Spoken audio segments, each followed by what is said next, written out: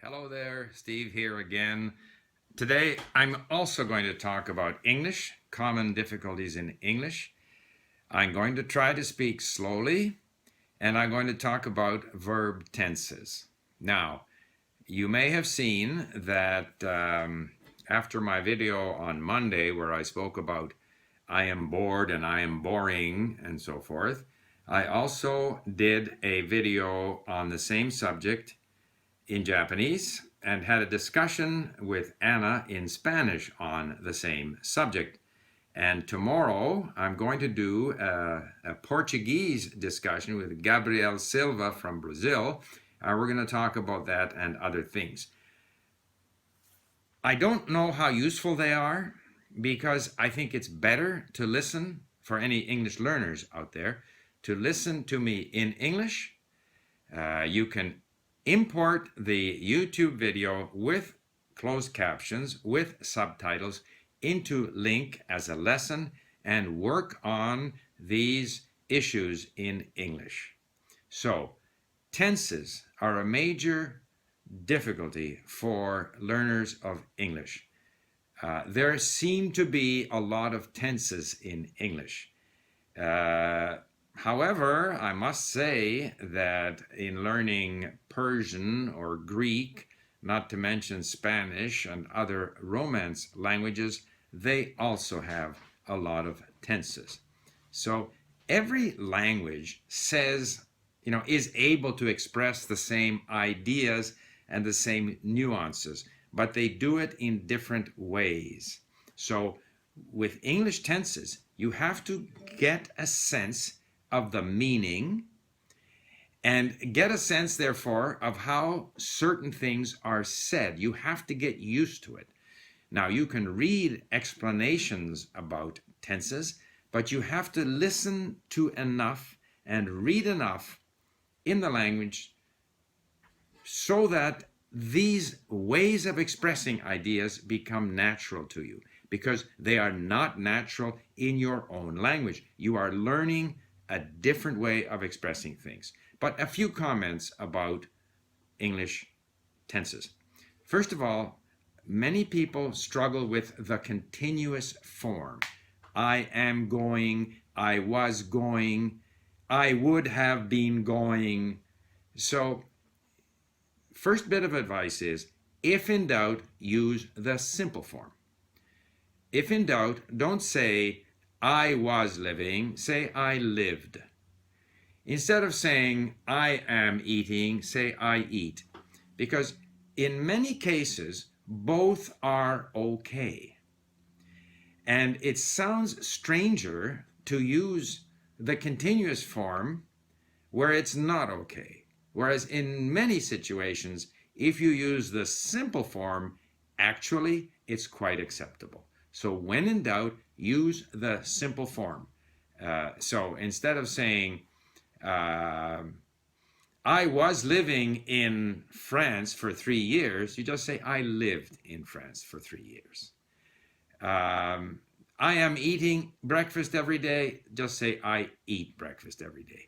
Go for the simple form. That's the first bit of advice. Okay?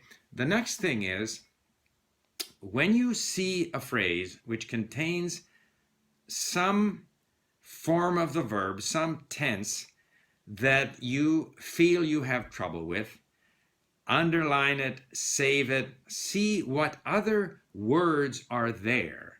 So, for example, if it's, say, every day, if you see the word every day, that can't have the continuous form. Don't ask me for the logic, but that's how it is. So I eat breakfast every day. We simply don't say I am eating breakfast every day. Logically, it's continuous. Why wouldn't you say I am eating every day? But we don't say that. We say I eat breakfast every day. So that every day or always, most of the time, it means you'll have the simple present. Okay? On the other hand, if you see, I was eating breakfast when the phone rang. We wouldn't say I ate breakfast when the phone rang. We might, but mostly we would say I was eating, so that when something happened suggests that it will be continuous. Don't ask why. I mean, you can read all the explanations of why. It may help you a little bit. It's probably a useful thing to do, particularly if you read the grammar explanations in English. That helps your English. But in the end, you have to get used to the sort of environment. What are the words that seem to trigger certain tenses? And so I don't want to go into more examples. I want to keep the video short.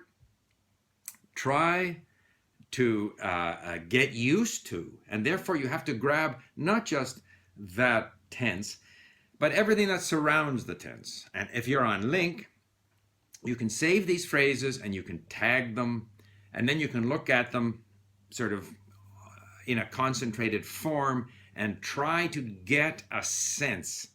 And we all struggle with this. In my Russian, I struggle with certain things that are in the Russian language which don't exist in English. I have to develop a new habit. The explanations are of marginal value. I have to be exposed to so much of the language that these things start to become natural.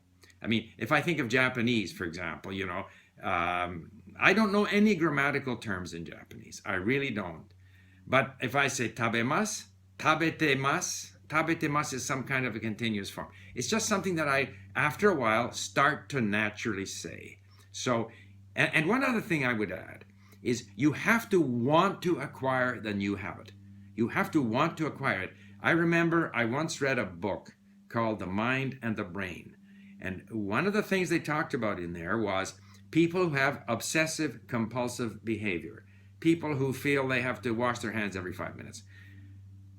These people, who often are given medicine to cure this compulsive behavior, this psychologist discovered that if he was able to persuade this person that there was a circuit, there was something happening in his brain that didn't have to be him, that he had to recognize that he didn't have to have that compulsive behavior, that is something that's happening in his brain that he can want, just through his willpower, can want to stop. Okay, now I don't want to get carried away with the psychological analysis here, but you have to say, I want to develop new language habits. I have to have these habits in order to naturally use the language correctly.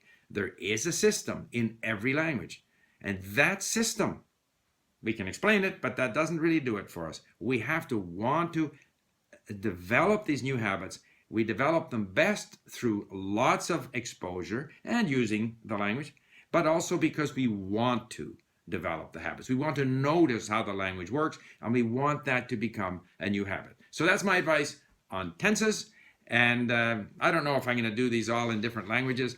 Maybe it's best that you take these lessons as an opportunity to improve your English, to listen, to read, and hopefully develop some new habits. Bye for now.